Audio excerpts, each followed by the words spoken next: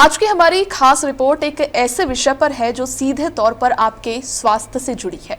बात करेंगे नेचुरल और केमिकल फूड यानी प्राकृतिक और रासायनिक मिलावट वाले खाने की। क्या आप जानते हैं कि जो फल, सब्जियां, दूध या जहां तक की दालें आप रोज खा रहे हैं, उनमें से कई खाद्य पदार्थ ऐसे होते हैं जो दिखने में तो चमकदार और ताजे लगते हैं, लेकिन असल में उनमें जहरीले रसायनों की मिलावट होती है।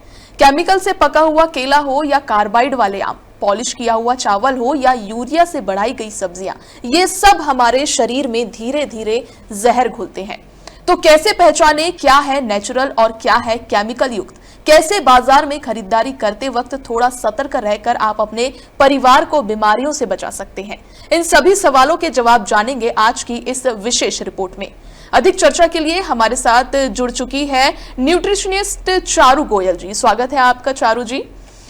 सबसे पहले मैं ये पूछना चाहूंगी कि आपके अनुसार आज के समय में केमिकल और नेचुरल फूड की पहचान आम जनता के लिए कितनी चुनौतीपूर्ण है? क्या इसके लिए कोई सरल तरीका है जिसे लोग रोजमर्रा में अपना सके? जी, आज के समय में केमिकल और नेचुरल फूड्स की पहचान करना बहुत एक चुनौतीपूर्ण विषय हो गया है, क्योंकि प्रोसेस फूड इतनी ज्यादा कंपनीज इतनी ज्यादा अच्छे से मार्केटिंग करती है उनके फूड प्रोडक्ट्स की कि हम लोग पहचान नहीं पाते, इतने अट्रैक्टिव तरीके से वो मार्केटिंग करती है, तो हम लोग पहचान नहीं पाते कि कौन सा नेचुरली है और कौन सा आर्टिफिशियल। इसका सबसे आसान तरीका जो है वो आप ये मान सकते हैं कि आप घर का नेचुरल फूड्स खाएं जो आपके किचन में उपलब्ध हो रहा है, जैसे कि आपकी फल, सब्जियां, आपकी किचन में जो भी नेचुरली उपलब्ध चीजें हैं वो सब आप खाएं। और जो बाहर से आ रहा है, जो फैक्ट्रीज या फिर जो प्रोसेसिंग होके आ रहा है फूड आइटम्स, उनको हमको लेना चाहिए और उनकी क्वांटिटी को और उन चीजों को अपने को कम इनटेक करना चाहिए। जी जी। चारू जी, आजकल जो भी हम खा रहे हैं उसका असर सीधा हमारे मेटाबॉलिज्म पर पड़ता है, तो मैं ये जानना चाहूंगी कि भारत में बिकने वाले अधिकांश जो प्रोसेस्ड फूड है यानी कि डालडा, सॉफ्ट ड्रिंक या डिब्बे में जो बंद सब्जियां होती है, कौन कौन से कॉमन केमिकल्स मिलाए जाते हैं और हमारे शरीर पर, खास तौर पर लीवर और आंत मेटाबॉलिज्म पर इसका क्या प्रभाव होता है? पार्ट ऑफ हरियाणा है, तो पहली बार शुरुआत में इससे जो कॉमन केमिकल्स हमारे इंडिया में हम लोग यूज करते हैं या फिर कंपनीज यूज करते हैं, वो ये है कि सोडियम बेंजोएट हो गया, BHA हो गया, BHT, ग्लूटामेट हो गया, या फिर हाई फ्रक्टोज कॉर्न सिरप हो गया, फूड कलरेंट हो गए, आर्टिफिशियल फूड कलर्स हो गए, वो सारे हो, और इनका बॉडी पे बहुत गहरा इम्पैक्ट होता है। ऑफकोर्स मेटाबॉलिज्म पे बहुत गलत इम्पैक्ट होता है, जिसकी वजह से वेट भी बहुत ज्यादा पुट ऑन हो जाता है और थकान जैसी शिकायत भी बनी हुई रहती है। लीवर पे भी उसका इम्पैक्ट रहता है और आपकी गट हेल्थ पे भी उसका इम्पैक्ट रहता है। तो ये सारी आर्टिफिशियल फूड प्रोडक्ट्स की वजह से ही हमको देखने को मिल रहा है। चारू जी, इसमें क्या आधुनिक कृषि में इस्तेमाल होने वाले कीटनाशक और फर्टिलाइजर भी खाद्य सामग्री को केमिकल फूड की श्रेणी में लाते हैं, और क्या जैविक उत्पाद 100% सुरक्षित होते हैं? जी जी जी हाँ, बिल्कुल। मतलब जो नेचुरल आधुनिक खेती में जो इस्तेमाल होने वाले फर्टिलाइजर्स है वो काफी नुकसानदायक हैं, और उससे क्या हमारे फ्रूट्स और मतलब बहुत ज्यादा केमिकल का इंटेक हो रहा है, जिसकी वजह से हम सही तरीके से खान पान नहीं कर पा रहे हैं। इसकी जगह पे ऑर्गेनिक फार्मिंग अगर अपन कर रहे हैं या फिर ऑर्गेनिक तरीके से जो खाना पकाया जा रहा है, वो बिल्कुल बहुत सही तरीका है और वो काफी अच्छा है और काफी शुद्ध चीजें हमको उससे मिलती है। तो ऑर्गेनिक फार्मिंग का ऑफ कोर्स यस करना चाहिए। एंड जो फर्टिलाइजर्स का इतना ज्यादा यूज हो रहा है ड्यू टू प्रोडक्शन बढ़ाने के लिए, फार्मिंग की प्रोडक्शन बढ़ाने के लिए, या फिर आपके फूड प्रोडक्ट्स को अच्छा रखने के लिए, जो इतना ज्यादा यूज हो रहा है, इतना प्रिजर्वेटिव या कीटनाशक फर्टिलाइजर्स, उनको हमको लिमिट करना चाहिए।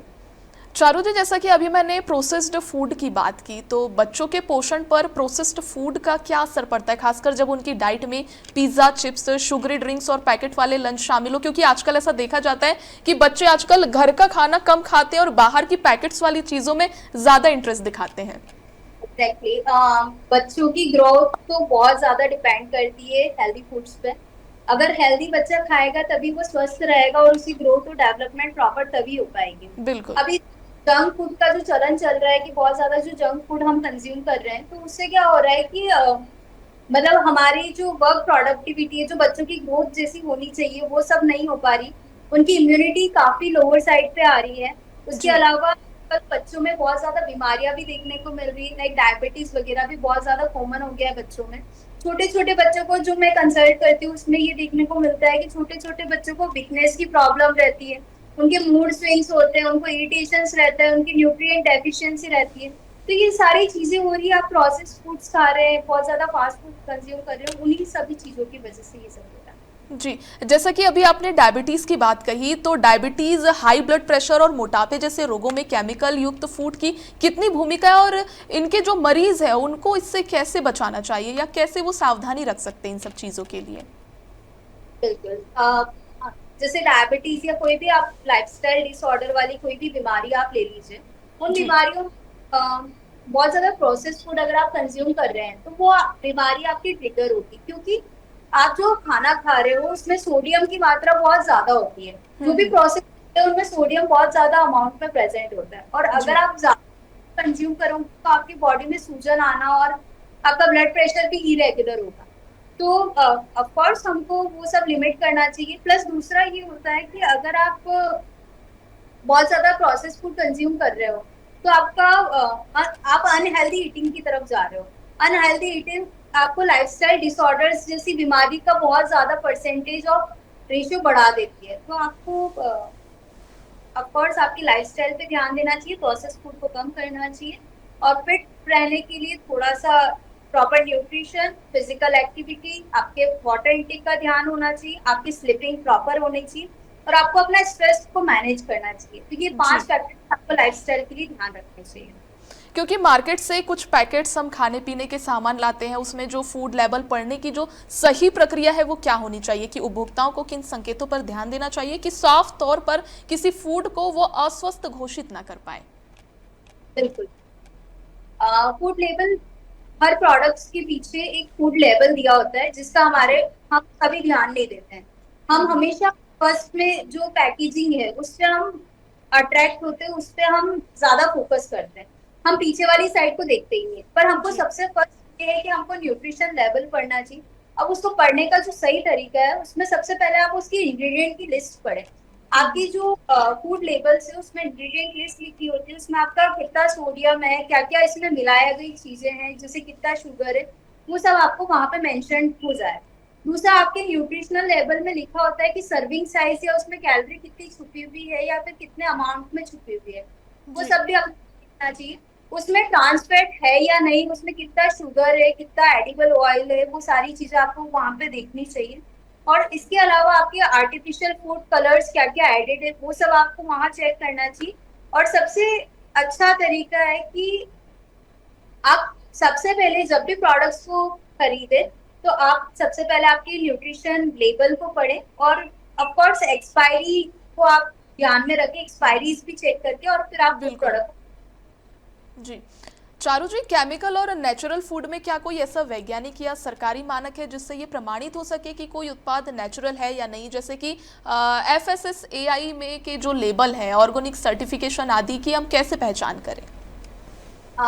हर फूड प्रोडक्ट की इंडियन गवर्नमेंट के हिसाब से हर फूड प्रोडक्ट एक FSSAI का मार्क रहता है, जी उसका लाइसेंस नंबर रहता है, वो सब मेंशन्ड होता है कि ये फूड प्रोडक्ट ये फूड सेफ्टी स्टैंडर्ड्स के अंदर आता है या नहीं आता है। इसके अलावा एक जैविक भारत वाला भी होता है, वो सारे फूड सर्टिफिकेशंस होते हैं, ये इंडियन गवर्नमेंट के रहते हैं, और ये हमें चेक करना चाहिए। जी, क्या आप ऐसे कोई 5 घरेलू या सहज और सस्ते विकल्प सुझा सकते हैं जो प्रोसेस्ड और केमिकल युक्त खाद्य पदार्थों का बेहतरीन प्रकृति विकल्प बन सके, खासकर बच्चों और बुजुर्ग के लिए, ताकि वो इस चीज से सुरक्षित रहे? बिल्कुल बिल्कुल बिल्कुल, और सबसे इम्पोर्टेंट, बहुत अच्छा प्रश्न आपने पूछा है। और इसमें ये है कि जो इजीली अवेलेबल फूड ऑप्शंस और स्नैक्स जो बच्चे और बुजुर्ग और इनफैक्ट कोई भी एज ग्रुप वाले कंज्यूम कर सकते हैं, जो उनके किचन में मिल सकते हैं और वो फूड प्रोडक्ट को रिप्लेस करेंगे, वो आप सबसे फर्स्ट है मखाने। आप जी मखाने के करिए, फोक्स नट्स जिसे हम बोलते हैं, हम्म। मखाना बहुत अच्छा ऑप्शन है, इसमें बहुत अच्छे अमाउंट में न्यूट्रिएंट्स प्रेजेंट होता है। आप फ्राई फॉर्मल जो ममरा जिसको बोलते हैं वो आप कंज्यूम कर सकते हैं। आप इसके अलावा आप जो मिक्स सीड्स होते हैं like pumpkin, sunflower, flax seeds, ये सारे सीड्स को आप अपना सकते हैं।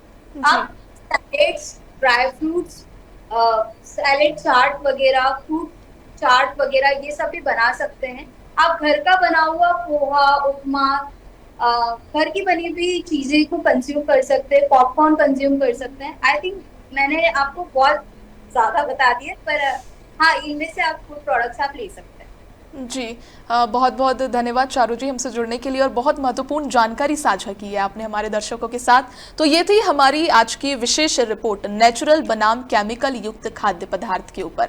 आज हमने जानने की कोशिश की कि जो खाना हम रोज अपने और अपने परिवार के लिए खरीदते हैं उसमें कितना सच और कितनी मिलावट है, चाहे वो कार्बाइड से पकाए गए फल हो, यूरिया से बढ़ाई गई सब्जियां या पॉलिश किए हुए चावल हो, ये सब हमारे शरीर को धीरे धीरे नुकसान पहुंचाते हैं। हमारे विशेषज्ञों ने साफ कहा कि सतर्कता ही सबसे बड़ी सुरक्षा है। बाजार में खरीदारी करते वक्त अगर हम थोड़ी समझदारी और जागरूकता दिखाएं तो हम केमिकल युक्त खाने से खुद को बचा सकते हैं। घर पर भी कुछ आसान तरीके से हम इनकी पहचान कर सकते हैं, लेकिन साथ ही जरूरी है कि सरकार, फूड सेफ्टी विभाग और स्थानीय प्रशासन इस दिशा में सख्त कदम उठाए ताकि ऐसे जहरीले खाद्य पदार्थों की खुलेआम बिक्री रोकी जा सके। और अंत में ऑर्गेनिक फूड सिर्फ एक फैशन नहीं बल्कि आज की जरूरत है। हमें अपने खान पान की ओर गंभीरता से देखना होगा, क्योंकि सेहत कोई दिखावा नहीं होती, क्योंकि सेहत ही आपका सबसे बड़ा निवेश है। फिलहाल आज की चर्चा में इतना ही। आप देखते रहिए MKN न्यूज। नमस्कार।